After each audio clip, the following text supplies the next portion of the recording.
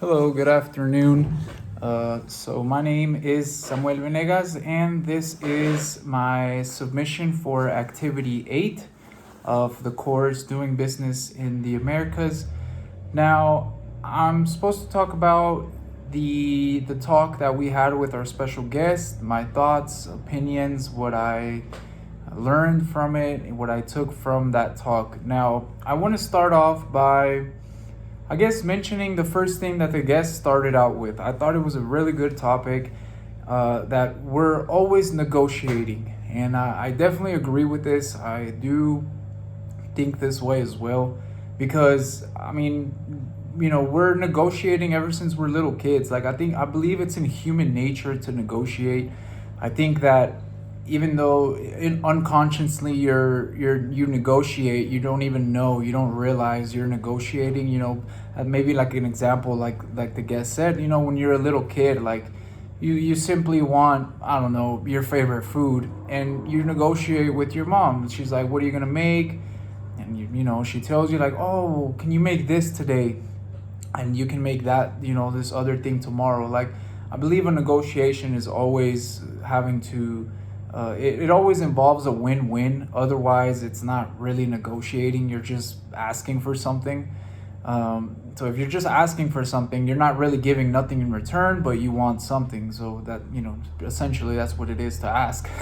And but negotiating is a little bit cooler because both sides get to win. Both sides feel like they got something out of it. Neither party feels like they got screwed over, or maybe later on, when it like comes to real negotiations, and you can kind of see the I guess just the terms of it and see how it is. And maybe it's possible that you might not like one a little bit more than the other, but essentially I do believe that for the majority of the cases, it's a win-win. You can't really, you would always negotiate something. Like, essentially what it is just one person wanting something, like that another person might have or can do or service, and offering something in return. Like, hey, maybe, like if you go on Facebook Marketplace and you're like, hey, well, I want this Xbox remote, but I only have X amount of money. Would you accept the money and some headphones, maybe? And they're like, all right, cool, like I'll do that. And there it is, both sides win. You don't necessarily pay full price, but you get rid of something you probably didn't like, and you want something. And then the seller, if he wanted the headphones, then there he is, he also gets something. So I do believe that negotiating is just in human nature, whether you know that you're doing it or not. You're always in some sort of negotiations. When we're kids, when we're like young adults, maybe in school, you're negotiating about homework, about when to turn it in, about really anything in school, I guess, can be negotiated, except, well, yeah, like your grades, definitely. And then as adults, and your job. I believe that your job interview in itself is a negotiation. You're pretty much putting your, what you have to offer versus what you're gonna get. Like, you're trying to get the job, and these guys, the employer might want the best candidate possible.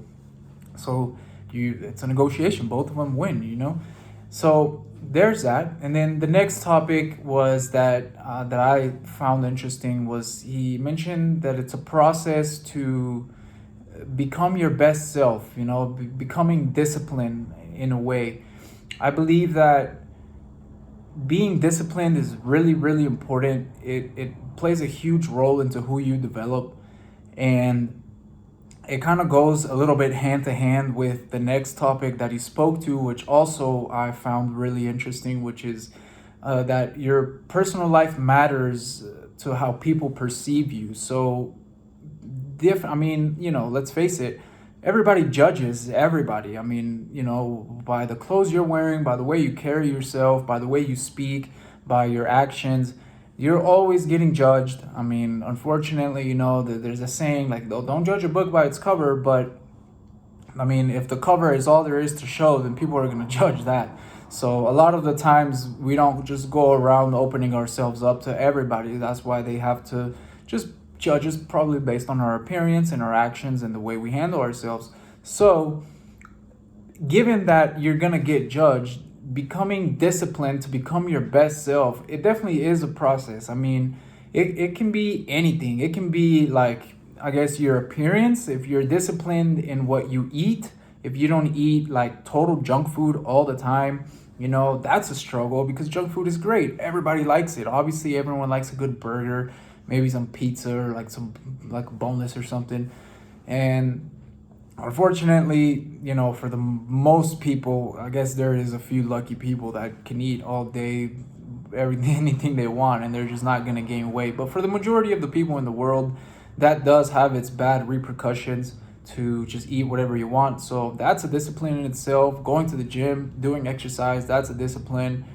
Just the way you speak, maybe at home you like to speak in a different manner, like you probably say cuss words or something, or you're probably a little bit more, I guess, you don't really care, like you don't really have that much filter. But maybe in public, I mean, nowadays especially, you need to have a filter. So because everybody kind of gets offended by anything. So it's important to be disciplined in the way you speak, the way you handle yourself, the way that just the way you are. So because of that, if you're disciplined and if you can become someone that limits themselves, not limiting yourself to your full potential, but limiting yourself to what's acceptable, then definitely people will perceive you in a good way. You will be perceived in a good way, and that will open up a lot of doors for you. The way that people perceive you is a big, big thing about how people treat you. I mean, that's huge. So I always have this one quote that I believe kind of ties into this. It's a really cool quote. It goes like, it's better to be a it's better to be a warrior in a garden than a gardener in a war.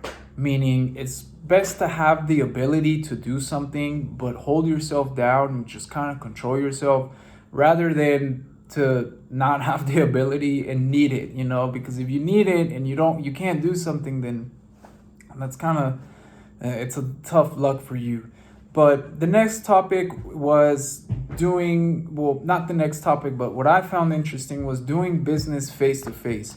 Now, this also ties in with the two last topics, which are becoming disciplined and simply how people perceive you. Because doing business face to face, it's like the speaker mentioned, I believe that no matter how much technology we have nowadays, no matter the pandemic, no matter anything, the human touch does not, it always exceeds anything else. I mean, there's no way you can read people's facial expressions to their full extent through a screen.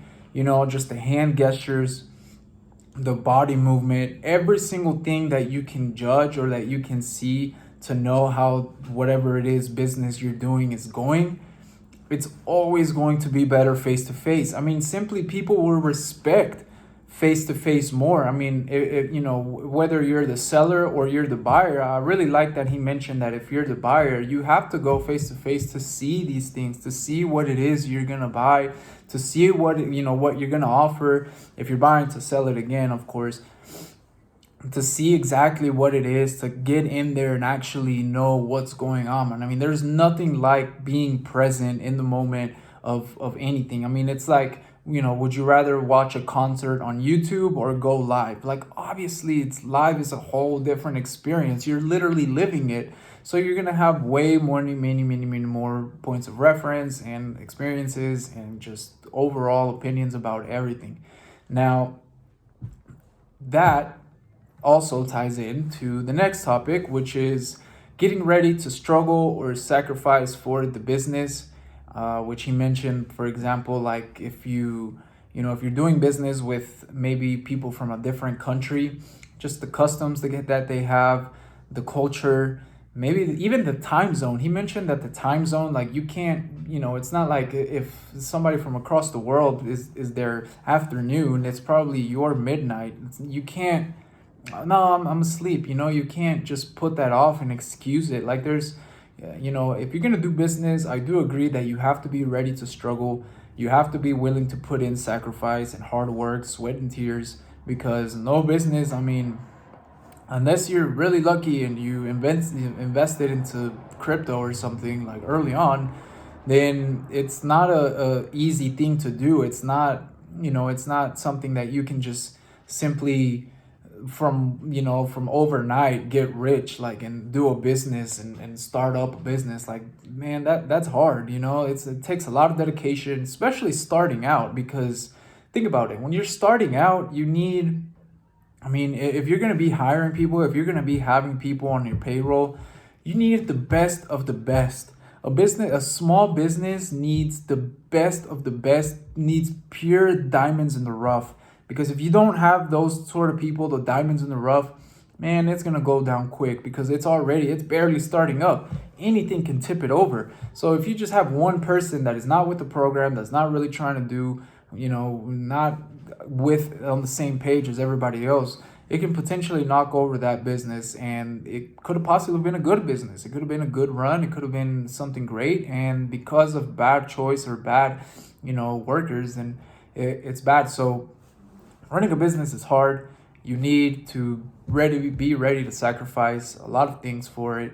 And like I said, it ties into the face to face, because it's not cheap to go, and it's not, maybe if you're doing a business, you already don't have time. Like, time is money. So having to go travel and to see all this, it's an expense. It's a business expense, but at the end of the day, it can be an investment. So those are some of the topics that I found the most interesting about what the speaker said. There from on out, he kind of just started explaining these in detail. So I really do believe that, this guy, he knows what he's talking about. He's the real deal. I believe that this guy is legit. He's lived a lot of the things that he's saying, and he's actually here, in good faith, giving us a piece of his mind, which was very helpful. So I really hope you enjoyed. Thank you for listening to my submission here, and have a great day. Bye bye.